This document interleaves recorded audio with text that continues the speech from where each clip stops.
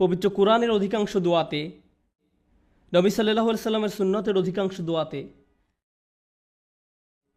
আপনি খুব সাধারণ একটা ব্যাপার খেয়াল করবেন যে কোনো না কোনোভাবে আপনি আল্লাহর কাছে নিজের জন্য আরও বেশি শক্তি, আরও বেশি সামর্থ্য প্রার্থনা করছেন, আরও বেশি সামর্থ্য প্রার্থনা করছেন। আপনি আল্লাহর কাছে পথ প্রদর্শন, আল্লাহর কাছে ক্ষমাশীলতা এবং আল্লাহর কাছে কৃতজ্ঞতা প্রকাশ করার দোয়া করছেন। আউজিআইনি আন আশকুরা নি'মাতাকা আল্লাতী আন'আমতা আলাইয়া, আমাকে ক্ষমতা প্রদান করুন যাতে আমি আপনার নিয়ামতের কৃতজ্ঞতা প্রকাশ করতে পারি। আমি আপনাদের একটা উদাহরণ দিব যা দ্বারা আপনাদের বুঝতে সহায়ক হবে যে আমি আসলে কি বোঝাতে চাচ্ছি। যেমন ধরুন, একজন মানুষ সমুদ্রে ছিল এবং তাদের জাহাজের সাথে পাথরের সংঘর্ষ হয়ে জাহাজটি ডুবে গেল।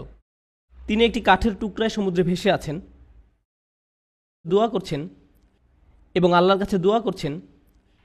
এমত অবস্থায় তিনি দুইভাবে দোয়া করতে পারেন: হে আল্লাহ, আমাকে এখনই একটি দ্বীপে স্থানান্তর করুন এবং এই ঝড় বৃষ্টি বন্ধ করে দিন, অথবা হে আল্লাহ, আমাকে এই কঠিন সময় মোকাবেলা করার শক্তি দিন। এখন তিনি দোয়া করলেন, আমাকে এখনই একটি হেলিকপ্টার পাঠান এবং আমাকে একটি দ্বীপে নিয়ে যান। দোয়া করতে লাগলেন, হেলিকপ্টার হেলিকপ্টার হেলিকপ্টার, কিন্তু কোনো হেলিকপ্টার আসলো না।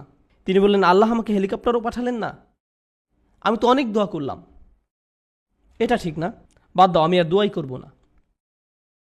অথবা মনে করুন উনি দোয়া করছেন সমুদ্র শুকিয়ে সমতল ভূমি হয়ে যাক, বলছেন, হে আল্লাহ, আপনার তো সেই ক্ষমতা আছে যে কোনো অবস্থার পরিবর্তনের, আপনি সকল কিছুর সৃষ্টিকর্তা, আপনি এই সমুদ্রকে সমতল ভূমিতে পরিণত করতেই পারেন।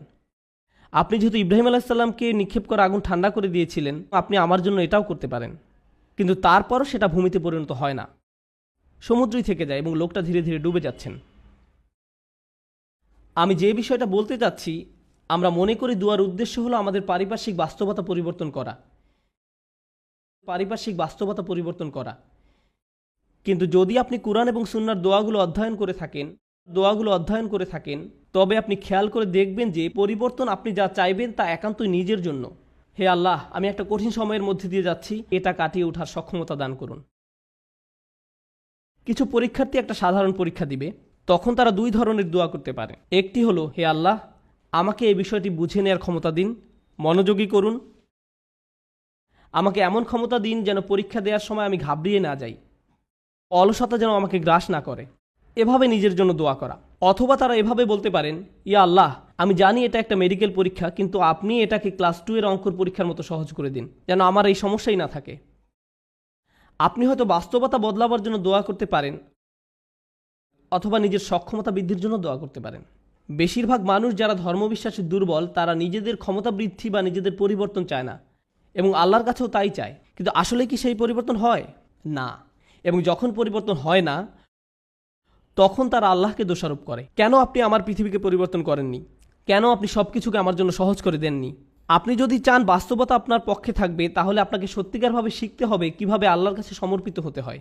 এমন নয় যে যখন কিছু প্রয়োজন, কোনো সমস্যা, তখনই আল্লাহর কাছে সাহায্য চান, বরং আপনি আল্লাহর কাছে সব সময় আসবেন, আপনাকে সব সময় তার কাছে সমর্পিত হতে হবে। এভাবে এই মনোভাবের উন্নতি হবে এবং এমন একটি সময় আসবে যখন বাস্তবতা আমাদের কাছে আত্মসমর্পণ করবে, আর সেই সময় হলো যখন আমরা আল্লাহর সাথে মিলিত হব। লাহুম মা ইয়াশাউন, আমরা যা চাই তা সবই আমরা পাবো। সমস্যা হলো আমরা সবাই এই মুহূর্তে চাই।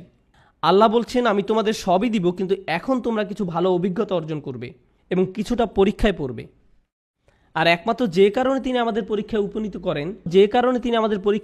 করেন তা হলো তিনি চান আমরা যেন উত্তীর্ণ হই এবং জান্নাতের জন্য যোগ্যতা অর্জন করি, কারণ এই কষ্টকর যাত্রা আমাদেরকে তাঁর সান্নিধ্যে নিয়ে আসবে।